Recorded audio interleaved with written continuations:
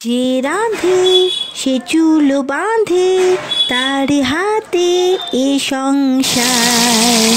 এটাই হচ্ছে জীবনে বেঁচে থাকার মূল মন্ত্র। মেয়েরা কতটা স্বাধীন হতে পেরেছে সেটা বলতে পারবো না, কিন্তু রান্নার কাছে আর ঘরকন্যার কাজের কাছে কিন্তু মেয়েরা অনেকটা স্বাধীন।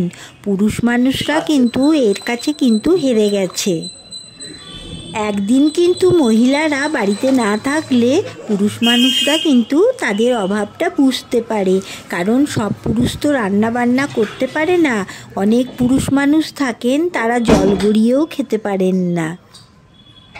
যেমন ধরুন, অনলাইন থেকে এত জিনিসপত্র আনার পর এগুলো কিন্তু গুছিয়ে রাখার দায়িত্ব কিন্তু আমার। শুধু আমার বলে বলছি না, সকল মহিলাদেরই দায়িত্ব। রান্নাঘরের স্বাধীনতাটা কিন্তু মেয়েদের অনেকখানি।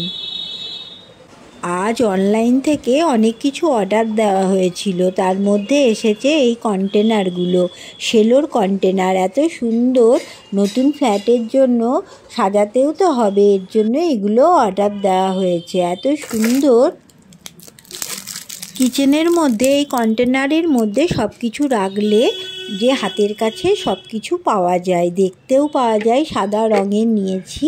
এত সুন্দর কোটোগুলো আমার তো ভীষণ পছন্দ হয়েছে। এরপর এগুলোকে ভালো করে ধুয়ে নিয়ে তারপর জিনিসপত্র ঢালা হলো। 3 রকমের সাইজ আছে।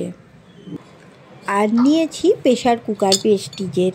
আমার 2-3টে এরকম আছে, কিন্তু ইন্ডাকশানে বসানোর মতো ছিল না, সেজন্য এটা নেওয়া হলো।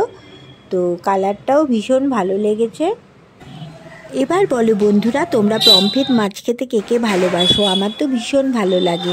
মাছগুলোকে ভালো করে ধুয়ে আগে চাকু দিয়ে ভালো করে গাগুলোকে একটু করে চিড়ে নেওয়া হলো।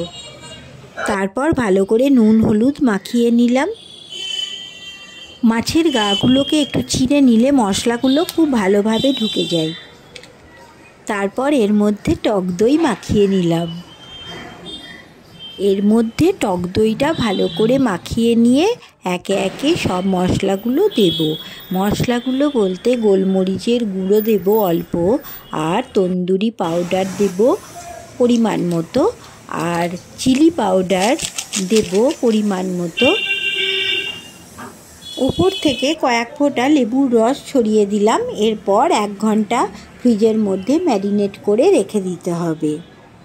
আমাদের ফ্ল্যাটটা বাস স্ট্যান্ডের ঠিক ওপরেই, এর জন্য এত কলরব, বাইরে থেকে কোনো ভিডিও বানিয়ে শান্তি পায় না, এত চারিদিক থেকে সাউন্ড আসে। 1 ঘন্টা পর ফ্রিজ থেকে বার করে ফ্রাই করে নিচ্ছি। অসাধারণ টেস্ট, তোমরাও করে দেখবে, ভীষণ ভালো লাগে। বাই বন্ধুরা, জয় হিন্দ।